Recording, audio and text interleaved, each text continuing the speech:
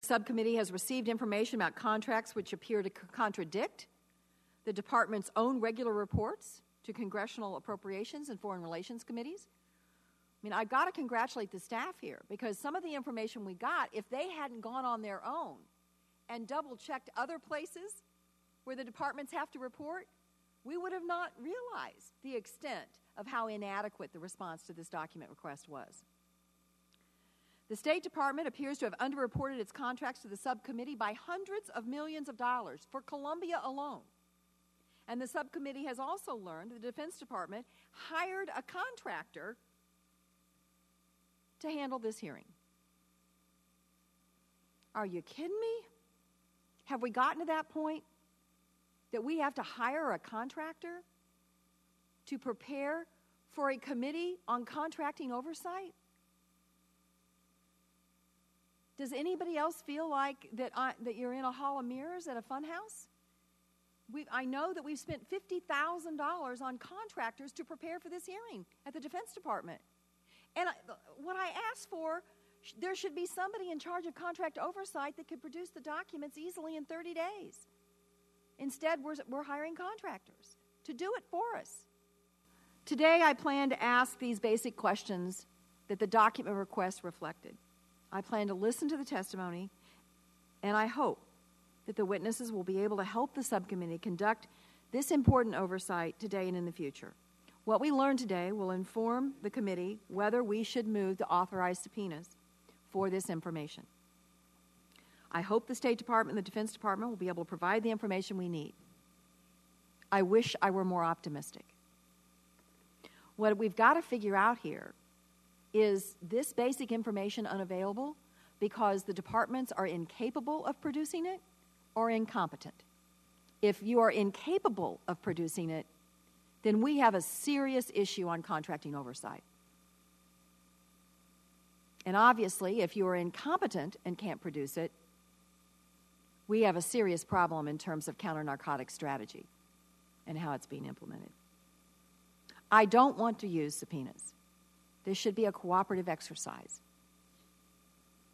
But I will not hesitate, and I know that my ranking member feels the same way. I know Senator Brown feels the same way.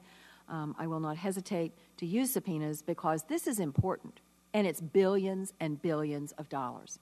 Do you know, Mr. Johnson, how much the State Department spent on counter-narcotics contracts last year? Sorry, Senator. The data that I've gathered in front of me is for the period from 0009, but we can disaggregate it by year. Is there a reason that you have this information today and that you couldn't produce it for the committee so we could prepare for the hearing? Well, in the course of the work that we've done with your staff, we initially reached out for documents that we could provide supporting documentation for that was name retrievable, and we have built up since then additional numerals, and we're seeking the supporting document for that as well.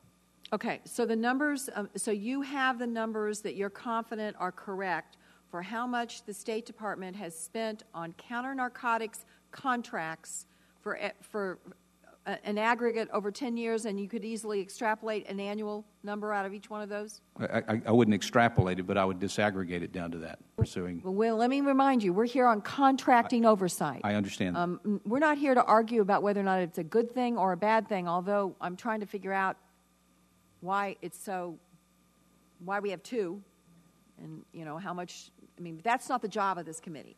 This committee is about contracting oversight. So we've got to still have a problem on this data. I'm going to try to go as many hearings as I can possibly go without subpoenas. If I'd had all those numbers that you'd indicated at the beginning of the hearing, Mr. Johnson, if I'd had that information, I could have done a much better job drilling down on contract oversight today than I was able to do because of the lack of data. So I suggest we try this one more time. I suggest we get your staffs with our staff, and you give us input as to how quickly you can get us the kind of data that both of you are smart enough to know that we need to do adequate contract oversight. And let's go from there. And we're going to try one more time, and if we are still frustrated at the end of this process, then we'll issue subpoenas. Does that seem fair? Absolutely, Senator. Mr. Johnson? We're ready to proceed on that basis. Okay.